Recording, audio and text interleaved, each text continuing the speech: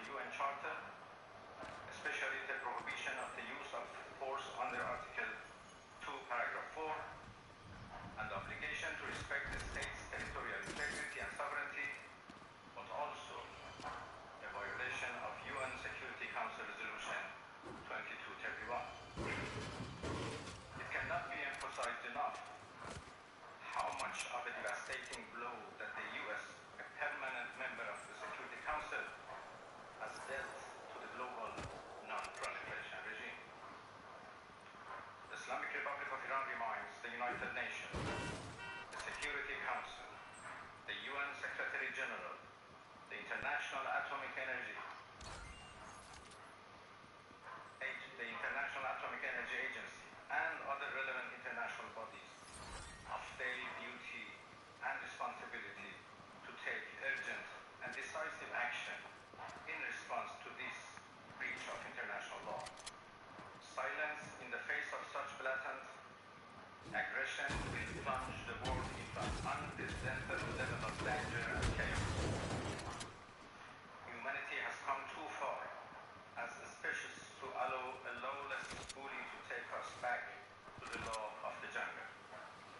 The Islamic Republic of Iran calls on the Security Council to convene an emergency session to unequivocally condemn the criminal act of aggression by the United States against Iran and to hold the administration in Washington accountable for its violations of fundamental principles of United Nations Charter and of norms of international law.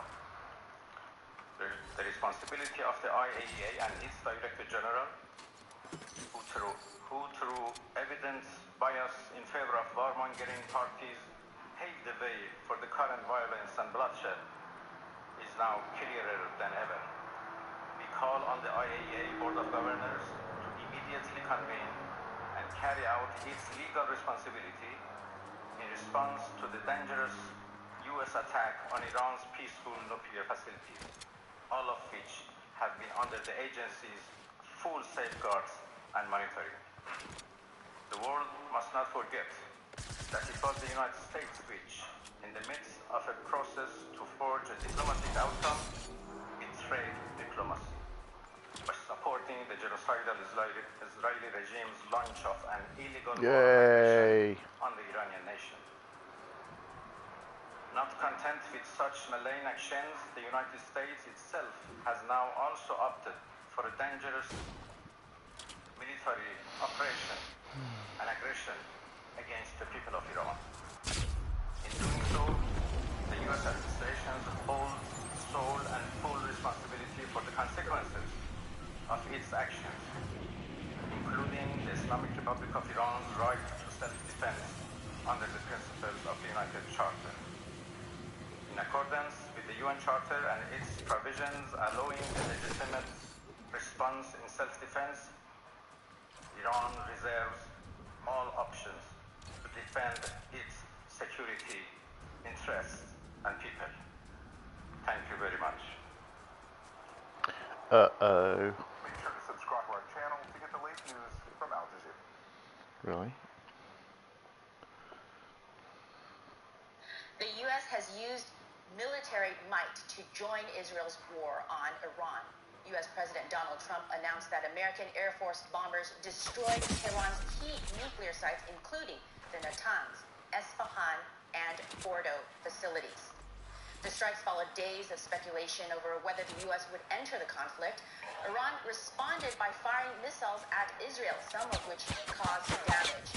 In his Saturday night address, Trump also threatened more strikes on Iran if Tehran retaliates against the U.S. Despite a self-imposed two-week deadline, US President decided to attack Iran. He addressed the nation, announcing that the United States had bombed 3 key nuclear sites in Iran: Natanz, Isfahan, and Fordo. Our objective was the destruction of Iran's nuclear enrichment capacity, to the nuclear threat posed by the world's #1 state sponsor of terror. Tonight I can report to the world that the strikes were a spectacular military success. Iran's key nuclear enrichment facilities have been completely and totally obliterated. Iran, the bully of the Middle East, must now make peace. If they do not, future attacks will be far greater and a lot easier. Oh, you In wanker. Israel, Prime Minister Benjamin Netanyahu praised Trump's decision to step into the conflict between Israel and Iran. Congratulations, President Trump. Your bold decision to target Iran's nuclear facilities with the awesome and righteous might of the United States Ugh. will change history. In Operation Rising Lion, Israel has done truly amazing things. But in tonight's action against Iran's nuclear facilities, America has been truly unsurpassed. It has done what no other country on earth could do. Following US strikes, Iran's top diplomat defended the country's right to a legitimate response in self-defense. In a statement on social media platform X, he warned of everlasting consequences. In accordance with the UN Charter and its provisions allowing a legitimate response in self-defense, Iran reserves all options to defend its sovereignty, interest, and people. US strikes on Iran represent a major escalation in the Iran-Israel conflict and risk ushering in a new era of instability in the Middle East. In the studio, we have DW's own Shani Rosanes. Shani, Prime Minister Benjamin Netanyahu, yes, got what he wanted, right?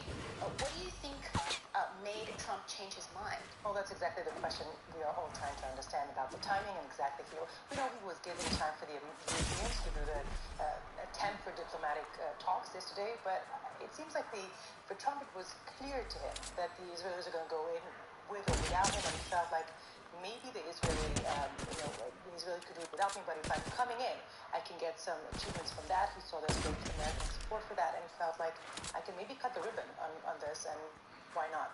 Do you think that his advisors were a bigger influence, or perhaps the Prime Minister of Israel himself? Well, it's always hard to know what's going on in Trump's head. Oh my God. We also know that specifically with Iran, it's a bit more of an easier task for him to sell.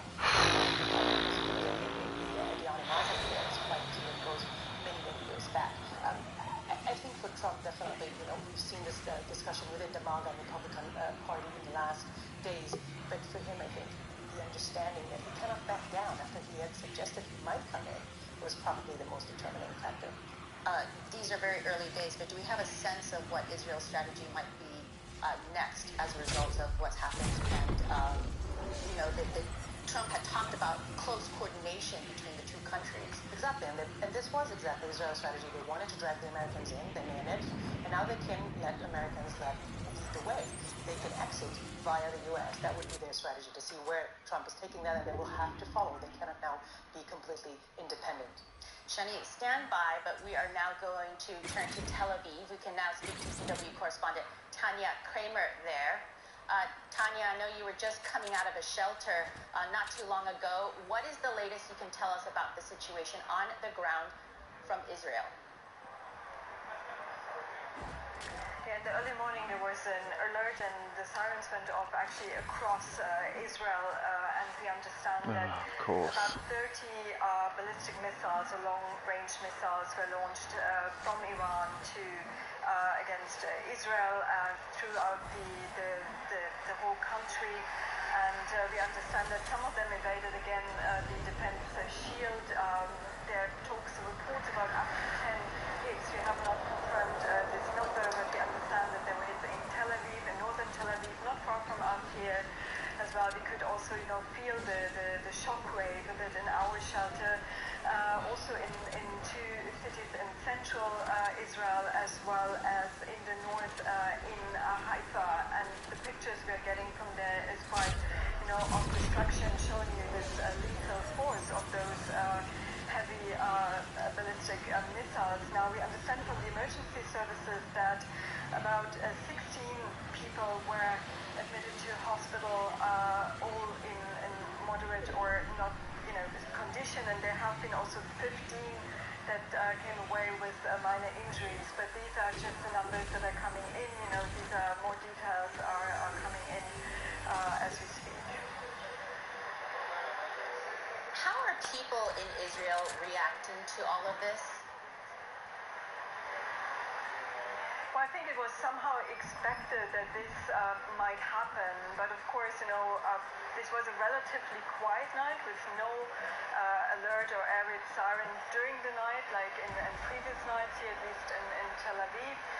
But of course, people had to run again to the bomb shelter in the morning, and they heard, the address by some of them on the radio by Prime Minister Benjamin Netanyahu. He addressed the public in Hebrew. He also put out a statement in English talking about, this historic time, but also that peace comes through strength. Now, of course, people here feel that we are right now in the eye of the storm because it's really unclear where it goes from here. Obviously, the Home Front Command has changed also their guidelines. The country is back to only essential activities. So, it's unclear where this is going. More of the missile barrages certainly might be coming. For example, those proxies, we heard from the Houthis in Yemen, they're condemning those strikes. We heard also from Hamas, although they're weakening Gaza. But, what about the other militias or Hezbollah in southern Lebanon or in Iraq? It's a bit of an unknown time. So people are worried, although most of them are supportive of the government line. There are also critical voices, of course, here. But, we don't know where this is going right now. Tanya, you said a number of times it's really hard to know what's going to happen next. So I understand that Israel has increased the alert nationwide, but have authorities said any more about what the people should expect now in the coming days?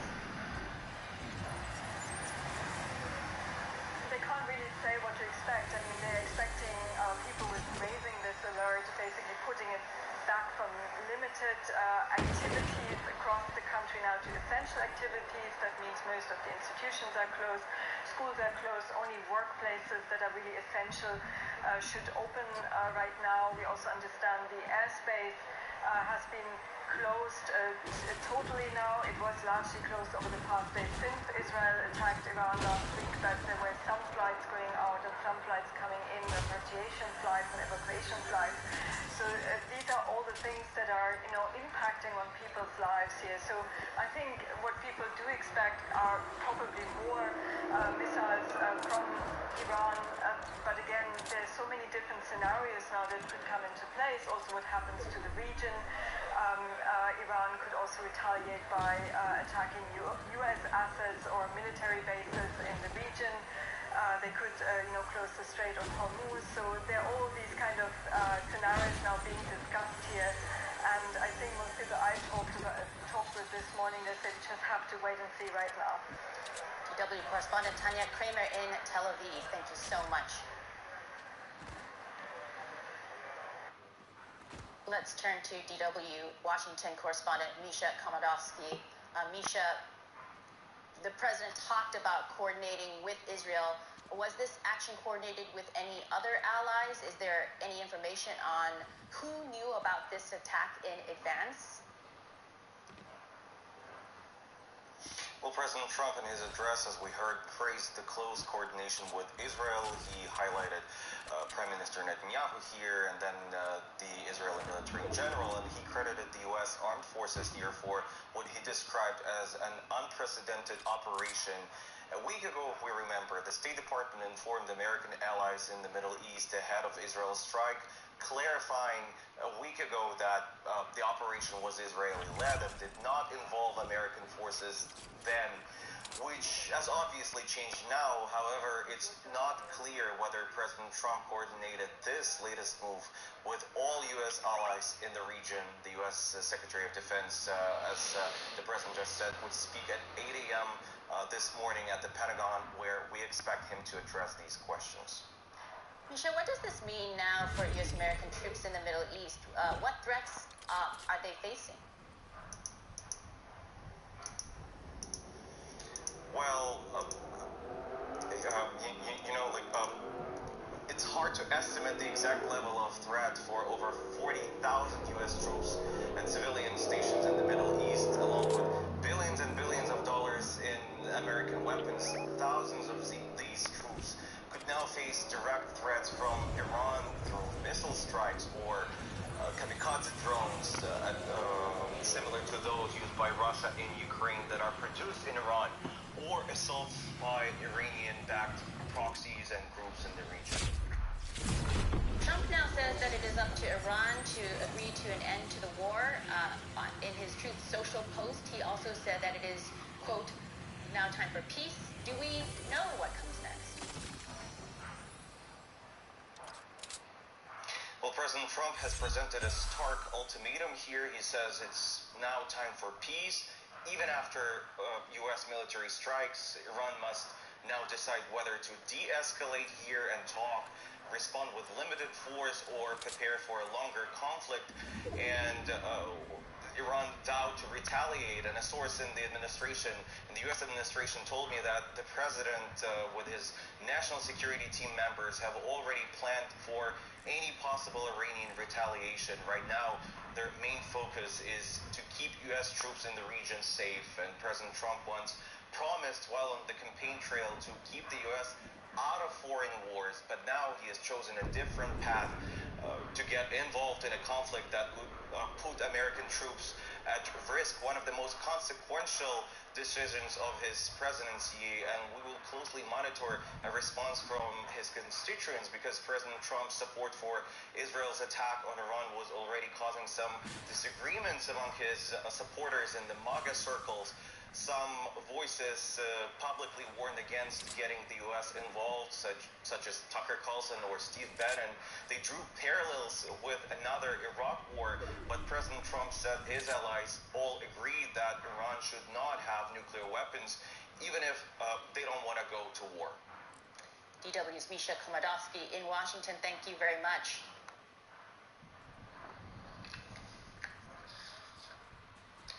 Giorgio Caffiero is the CEO of Gulf State Analytics and an adjunct fellow at the American Security Project, and he joins us from Washington. Giorgio, how do you interpret the strategic rationale behind the U.S. decision to strike Iranian nuclear facilities at this time? Yeah, thank you for having me on your program. As we know, for a period of time, Trump was trying to make up his mind as to how he wanted to proceed in relation to the war that Israel began on Iran. I think the thinking on his part was that Israel was not going to be able to sufficiently damage Iran's nuclear program on its own, and thus the United States needed to carry out these strikes. And I think Trump's thinking is that at this point, the Iranians will, from a position of weakness, come back to the negotiating table and be willing to make concessions that are in line with the demands of the White House and Netanyahu's government. I do not think that's realistic, but Trump seems to think that now is an opportunity for peace. That language about peace right after striking a sovereign country, very Orwellian, but I think in Trump's mind, this is going to work out favorably for the U.S. You are, of course, doubtful about that. So how do you expect Iran to respond to these attacks? And will this be done through proxy networks as well? Well, it's definitely not clear how Iran is going to respond. It's also not clear when Iran is going to respond. You know, people have been spending quite a bit of time speculating about the kinds of moves that the Iranians could make. A lot of talk about how Iran was going to retaliate against countries in the neighborhood that possibly played a role in facilitating the U.S. strikes, whether through U.S. military bases on their soil or through the use of those countries' airspace. But in terms of the strikes that the U.S. carried out against these three nuclear sites in Iran, I think in the case of one of the nuclear facilities, the attack came from the U.S. mainland, and then the other two from a submarine. So there was no country that in the neighborhood played any such role. So I don't think Iran would consider lashing out against a country in the region. And, you know, I think probably what's going to happen is we're going to see Iran pull out from the NPT and make a rush for a nuclear bomb. At the same time,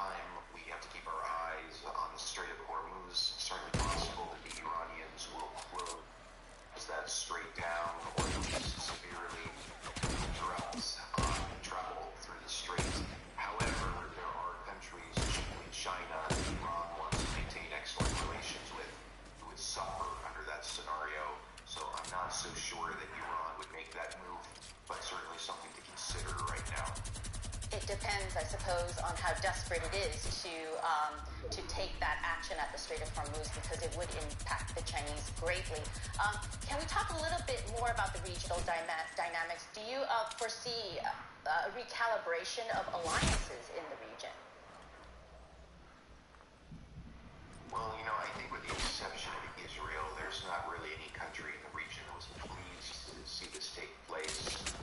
We look at countries in the GCC, countries elsewhere in the Arab world, I think for the most part these governments are very nervous about what could be the consequences of these U.S. strikes on Iran. Similarly, very concerned about all of the Israeli strikes on Iran beginning on June 13th. I think in general, at least we're talking about the GCC states, they really want to see stability prevail in the neighborhood. These countries have been engaging the Iranians in more dialogue in recent years. Now they are Wow. in a difficult position. Finally. All weekend.